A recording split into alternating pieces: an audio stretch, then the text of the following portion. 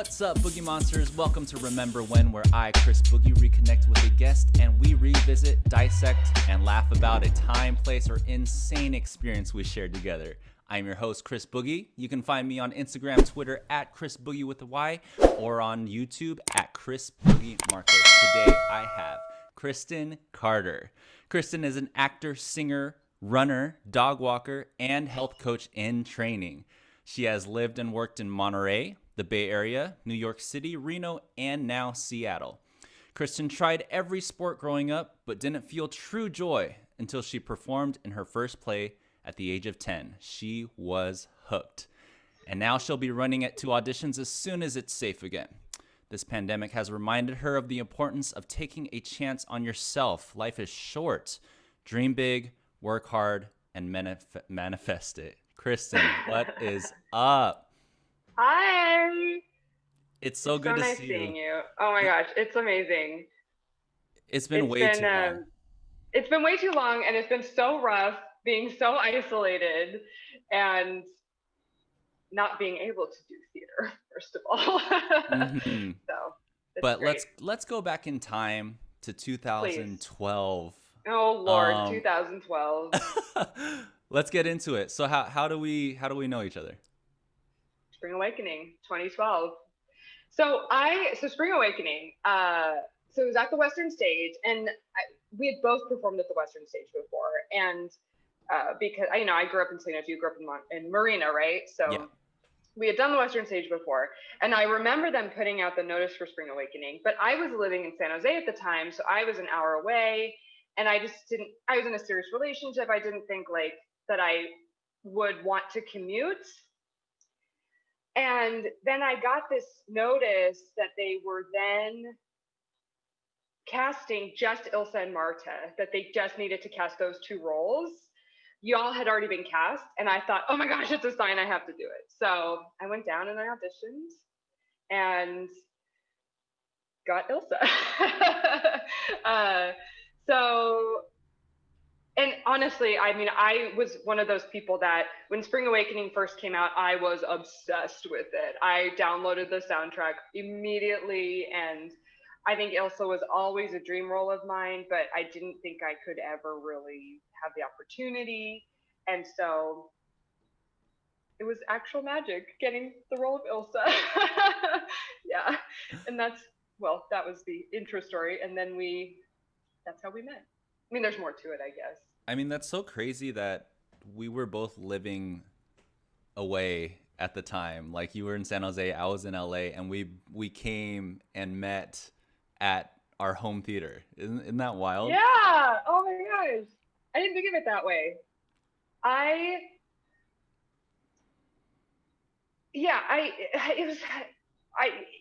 don't know. We can edit that part out because I don't know what I'm saying. I'm like, I'd been thinking about my audition for it, and I'm trying to remember what I even sang. I think I sang Next to Normal because Next to Normal was in back then, and I thought I want to do like something rock and roll. And then we like read some for Ilsa, and I remember they called me that same day actually, and they knew me. John Slover knew me from having worked there previously, and so they called me and told me I had Ilsa. I was in the parking lot at Trader Joe's. It like all came back to me once you really start thinking about these moments in life, because Ilsa was so important for me because it was actually one of the first times in my life that I was actually given a lead, like a solo. I grew up doing children's theater, but I was always in the ensemble, and I loved it. I was happy doing it. I would get like a few lines here and there, or like that one secondary character that had like 3 lines of a solo or something, and I like thrived and I loved it. But to be given this opportunity to actually be a lead was amazing, and I loved it. Yeah. So what was your audition like? So you sang Next to Normal. Did it go Yeah. well? Did you feel good about I the think energy you brought in the room? so. I I mean, think so obviously you because booked the role, so there was a level of comfort because I knew the people in the room. Everyone auditioning me, I had worked with previously, and I think we all sang in front of each other. If I remember, all of the auditionees were like in the same room, Pretty sure I sang Superboy and the Invisible Girl. I think it went well. And then we read a little bit of the dialogue between Moritz and Ilsa, and that went well. And I booked it. Yeah. And that's actually where I met Jen. So Jen came in and auditioned, and she ended up getting Marta. So that's where I originally met her, and she became one of my best friends. I mean, she's incredible. So that was a really cool memory too. And she and I felt like we were the two that, because you all had been cast already, and it's not like you guys had met because you hadn't done the first cast reading or anything, but she and I really kind of came in and we're like, we're the last minute people, but here we are. And I think we were both a great addition to the cast. So, Absolutely. My gosh, you two. Ugh. We'll get into that later, but man, you two in troublemakers. I actually didn't audition, which rubs some people the wrong way. But I remember seeing the casting notice for it, seeing that they were doing Spring Awakening, and I emailed, I think it was Maria Elena at the time, and I was like, look, I know I'm in LA, but I'm down to come back for a couple months. If y'all want me in this cast, I'm down. And I even said, like, I'll send you tapes. Like, if you want me to record an audition, I'll send it to you. Whatever you need me to read, I'll do it. And they just, like, gave me the part, and I was like, okay, cool. This is cool because I get to do this show with some of my friends. But these new people might not like me if they find out that... And we didn't know each other at the time. Like, we hadn't met yet. So I think that the first couple rehearsals were kind of like, I need to, like, be very careful around these. Oh, man. I didn't know that, actually. Maybe you told me that. I don't know if I knew that. It's okay. I'm not mad about it. It's fine. The nice thing about doing a show at your home theater is that you have a housing option already. So, like, for both of us, on the weekends, I just stayed with my parents, and I'm sure you just stayed home. And if you have that opportunity, it's really nice to just take a couple months off, do a role that you really want to do, and chill with family and friends, So totally. Nice. So that gets into the next question: is what was your first impression of the cast? Like, you knew Jen already from the callback or from the audition process. Did you know anyone? Well, you knew John. I knew I knew John, our director. I knew Ethan. Ethan and I had done children's theater together. I mean, like, we kind of knew each other. But other than that, no. The thing is that, like, this group, we all had mutual friends. And I know that some of you had worked together, but I did not know Sydney yet. I had not met you, Nico. Jesse, I kind of knew Jesse because I used to do voice lessons with his mom, but not as friends. So I really was meeting everyone with the exception of Jen. And even Jen, we had met at the audition, but we didn't really get to talking until we were in the show together. So she was a familiar face. And then our original Melchior, I briefly kind of knew him through people, and then he was no longer in our cast. But I was going to ask you, well, I'll go back to that. So the initial meeting, I was so nervous. Because I think there was this expectation, and I wanted to be just like the perfect Ilsa. And when I met y'all, I think we all vibed really well. I think our first meeting wasn't very long, if I remember. We read the script, and then they kept you and I because they wanted to start doing the first thing through a Blue Wind, Go Into Sadness. And I think that was it for the first time. So we sang together for the first time at our first rehearsal. Yeah, I was terrified too because really? Yeah, I talked to Don Daly, our musical director. Oh yeah. And he was like, "Oh, have you, like, our Ilsa is really good, so you guys' number is gonna be really good." I'm like, "Well, thanks, Don. Like, I don't know these people, and I'm trying to be really good, and I'm trying to do my job well, but thanks for the pressure."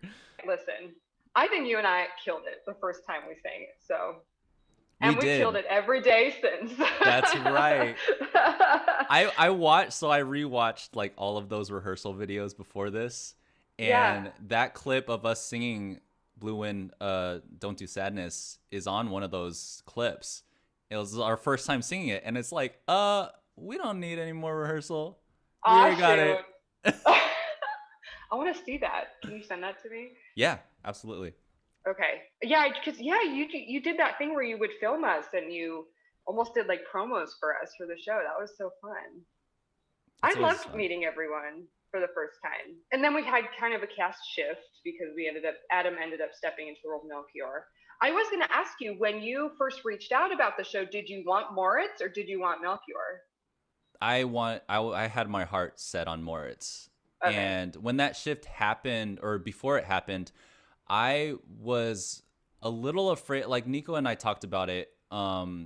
They thought, or we thought, that they were gonna ask me to be Melchior and find a Okay. Moritz. And I was like, dude, if they ask me, I don't think I'm gonna accept it.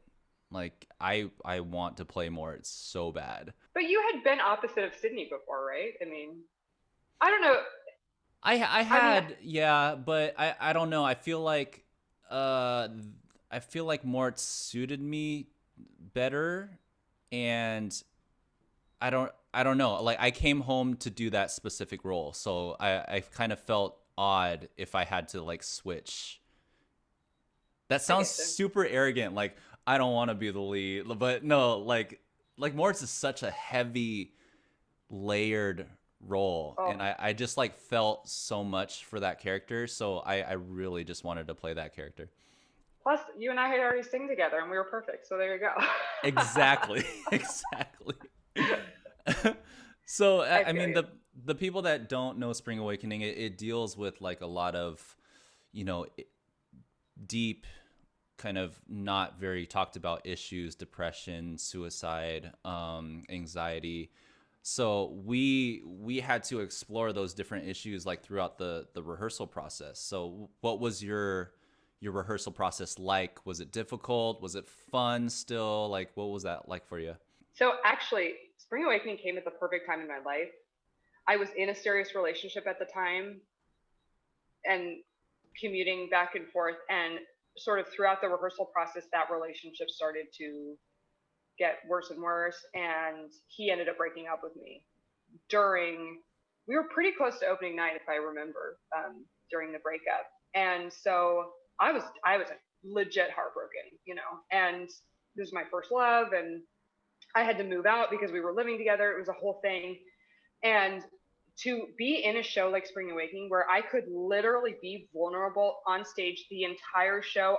You can cry at any moment on stage and it still makes sense no matter what scene we're in. Seriously, it's one of those shows. And I just absolutely love that. And I did. I would break down every now and then during a rehearsal, especially during like Dark I Know Well or during shows, and it felt good. It was almost this release of energy, and I didn't feel like I had to hide who I was or what I was going through. So I really appreciated that about the show. And I think like we were all going through so much. I won't touch on like what you all were going through, but you had a friend that was very sick at the time. And so I think all of us being able to come together and just be ourselves and cry and be vulnerable and whatever we wanted to feel, we could feel was the best part about it. And I think that's very interesting that you bring that up, because you know there's so many sides of theater. There's the performance side that the audience sees. There's the backstage side that the cast and the crew get to see. But there's also like what you're going through by yourself, like in Mm-hmm. your individual life. So it's crazy to see those layers, because people are going through a lot of stuff. Mm-hmm. And I remember like I was definitely going through my fair share of like LA, coming back home. Do I want to stay home? Do I want to go back? Do I want to stay with this girl that I left? Like, am I content doing long distance relationship with this girl that I come back home to spend time with?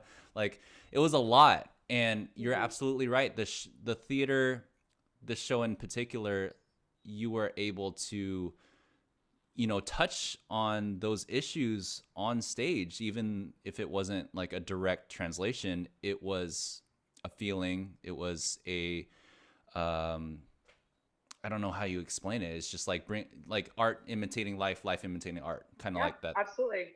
Yeah. Because these kids in the show, they're they're navigating life. They're teenagers. They're figuring it out. It's about, they even just as simple as finding your first love, and but then also this sexual abuse side of it, teen angst, and all this, and exploring sex for the first time. All of these things that, although we were a little farther in life, we were young adults at the time, so all of us had technically experienced those things. I think we were able to then, yeah, sort of reflect on our lives, and what we were going through just kind of made sense with these these teens and what they were going through. And Ilsa, she has she's more mature than the other characters because of what she's been through and the fact that she's left home. And so I really loved being able to explore that character. I wanted to be Elsa again. I will say, like, I'm not sure if my other casts are gonna see this. I've done Spring Awakening twice now. Twice? 3 times. No, 3 times, right? When else did I do it? I did it in. Didn't you? Oh, I did won't it speak in for Malibu. you. I feel like there was a third time, but I don't even remember where it was. Oh, that's awful. Anyways, I'll figure that out later. But I will say, no Ilsa compared to you. Like, you ruined Spring Awakening for the rest of my life. The whole cast, we all just formed such a tight friendship so early on. I think that was the most important part of it. Absolutely, and that's what kind of solidified the rehearsal process for all of us. Is we were going through a lot of stuff, but we were there for each other, and exploring these issues, we can always reach out and grab a hand, or get a hug from someone right next to us. I think that was really important for our cast to be like that close, tight knit. And when we wanted to escape our problems, we would just play Tiny Monsters backstage. Tiny Monsters. Oh my god. Side note, my dad used to play Tiny Monsters like after I introduced it to him. He legit had his iPad. He had a schedule for when he like would hatch his eggs and Yep. collect his coins. Man was savage. Oh my gosh. Yes, I think, okay, maybe there were a few that were like, okay, this is dumb. Why are you guys doing this? But oh man, we were addicted. We would text each other during the day just about Tiny Monsters. Oh man. Oh my gosh, that's hilarious. I'd love to. I do. Do they still have that game? I should re-download it. I'm sure they do. I think like a few years ago, Nico tried to re-download it and he was like, all my stuff is gone. I can't find my account. I know. You'd have to start over probably at this point. It's been 8 years. It has been a while. All right. So, what was your favorite part of the show? It could be like the show itself or the process, both. I think, I mean, one of the most important things are the friendship that I formed. I'm still tight friends with so many of you, and we're also spread apart in this country. I've like, where haven't I lived, seriously? But I know that I can reconnect with you guys at any time, and I think that's been fantastic. Honestly, I just loved singing. Okay, my favorite part of the show was, I think, singing Purple Summer at the end of the show every night. It was so beautiful hearing everyone's harmony, and my track was very much I kind of had the melody, and then I would stay sort of like low alto, so it was kind of nice because I could just hear what was everyone's voices around what I was singing. I remember standing next to Sydney at one point, and she would like kind of do these higher harmonies, and I would stay on melody, and it was just so beautiful to me. So I just love that part of it, and it was so special because like you and I throughout the show, our characters, we didn't look at each other, and then that was the first time that like you and I like made eye contact on stage, and I think we grabbed our hands. It was just sweet because you were in heaven. Moritz was in heaven. I don't know. I don't know if that's the interpretation or not, but yeah. Ugh. I mean, my favorite part of the show has to be the whole "Don't Do Sadness," "Blue Wind" sequence, the songs slash scene. Um, I mean, I was a huge fan of that scene before, but to have um, a a scene partner just give so much energy without looking at you, like I feel like it. I can I can talk about you so much. It's like for days. But you know, Stop.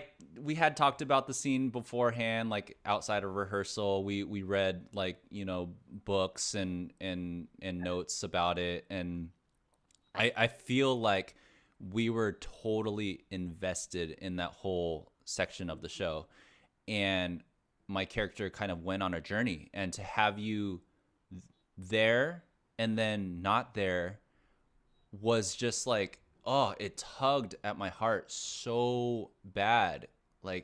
And I just always looked forward to that part of the show because I was like, ooh, I get to sing this badass song, I get to be in my feels, and then I get to have someone tell me that they love me, and then they leave and I experience heartbreak all in a matter of 10 minutes.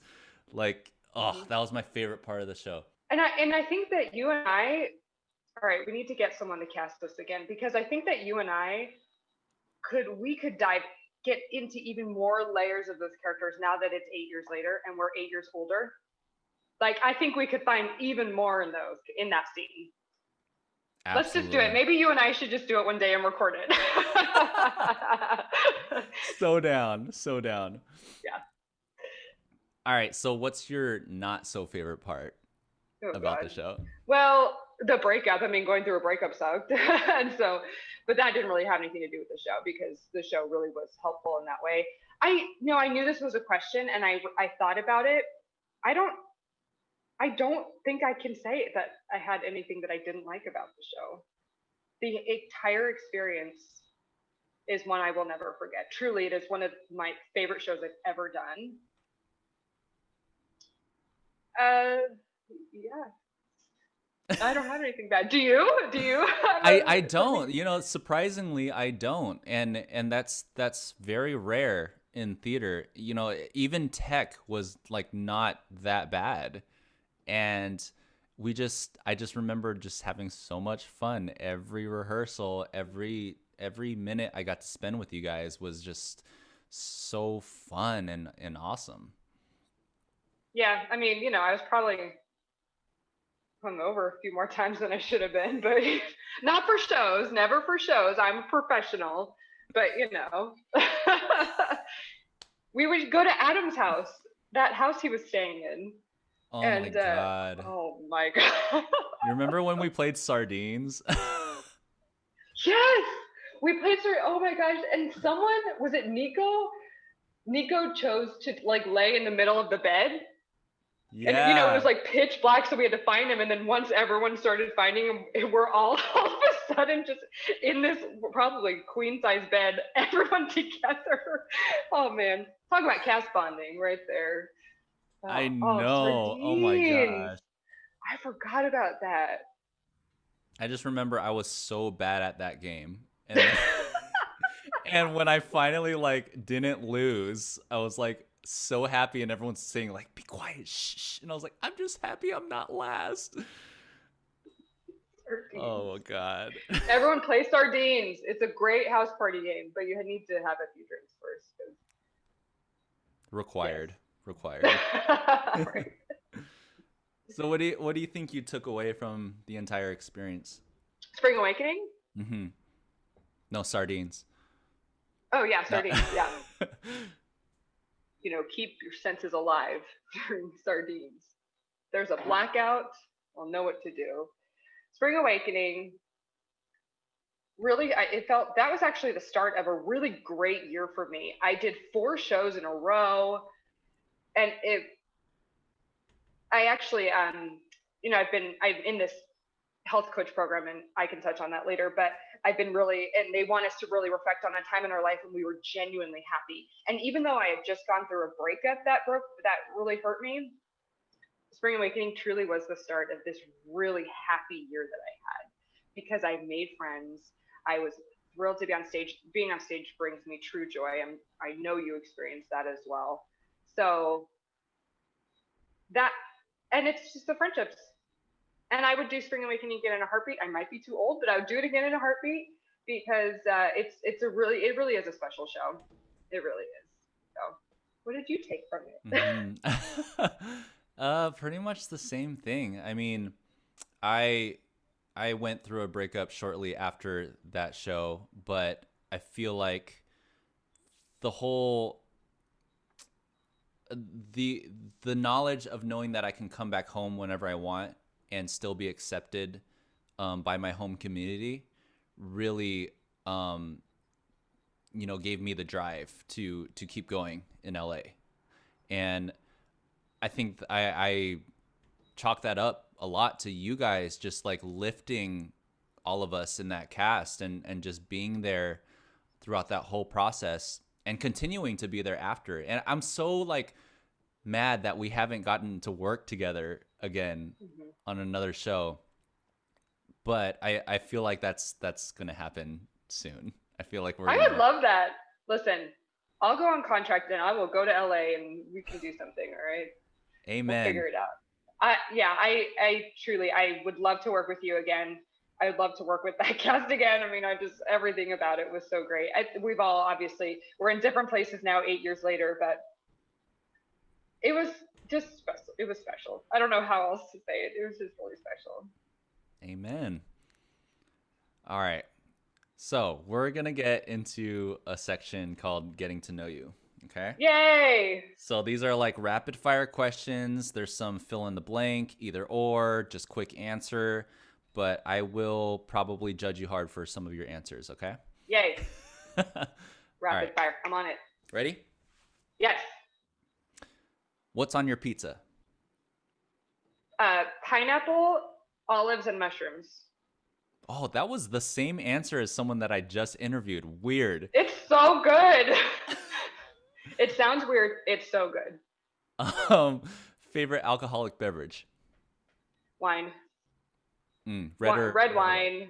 Red wine. I usually get boxed wine because I'm an artist. So, gotta save some money. Box wine is coming through in this pandemic. Box wine is where it's at right now. Boda box. Buy the Boda box. Mm-hmm. Backstreet Boys or NSYNC? NSYNC. Okay. NSYNC. Yep. Oh, okay. I'm biased because my sisters listened to Backstreet Boys growing up, and I was not allowed to listen to NSYNC. Oh, I see. I respect NSYNC so much. I loved all boy bands. Let's be clear. I saw all of them in concert, but we were an NSYNC household. Yes. All right, fair. Ninja Turtles or Power Rangers? Power Rangers.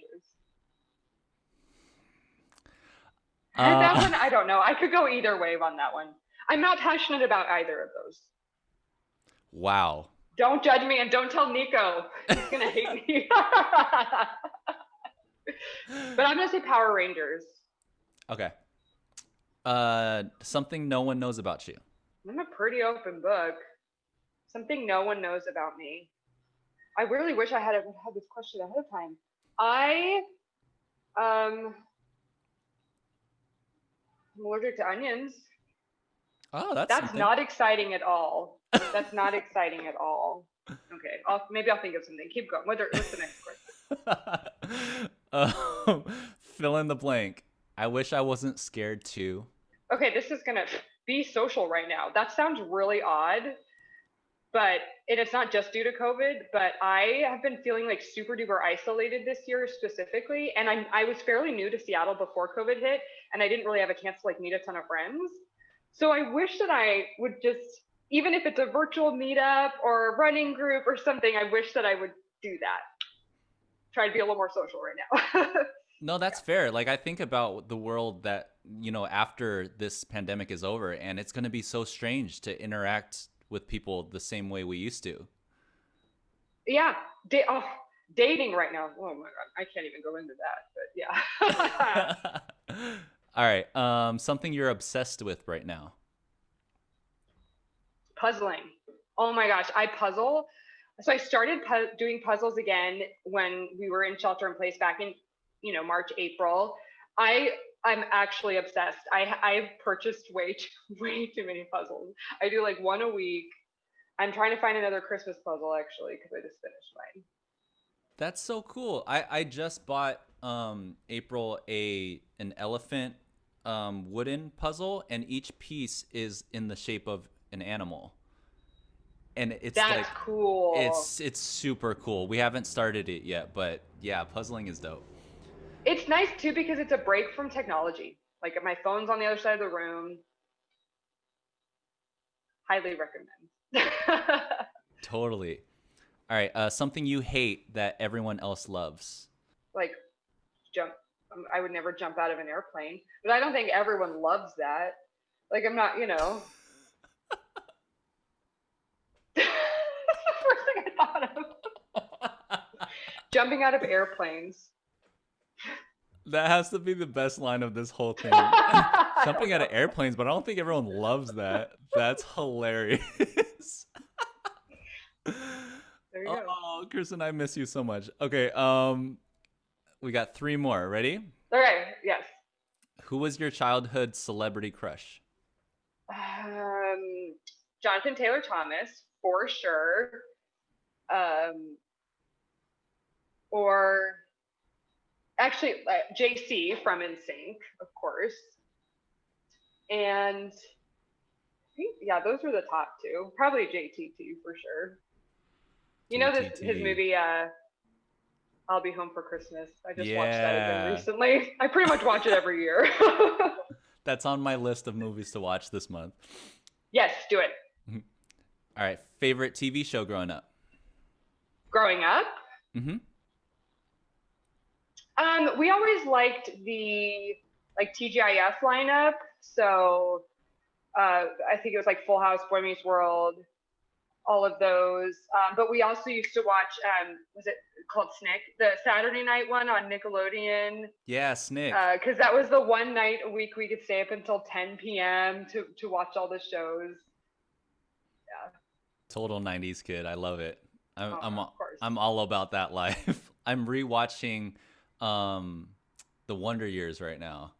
And I'm like Oh, I should do that. I love the Savage Brothers. I love Wonder Years. I love Boy Meets World. It's what I grew up on. So Now, one of the Savage Brothers directed that show, Dash and Lily. Did you watch that on Netflix? It's I super cute. I didn't, but I think that was Fred Savage. Yeah, you should watch Yeah, it. It's really cute. for And sure. it's a Christmas show. I love Christmas. Yes. All right, last question. One thing you want to be remembered for? In life. Yeah. This is not even necessarily having to do with the arts. I just I want to be a good friend to people. I've always known that I want to help people, which is why I'm starting this new profession actually.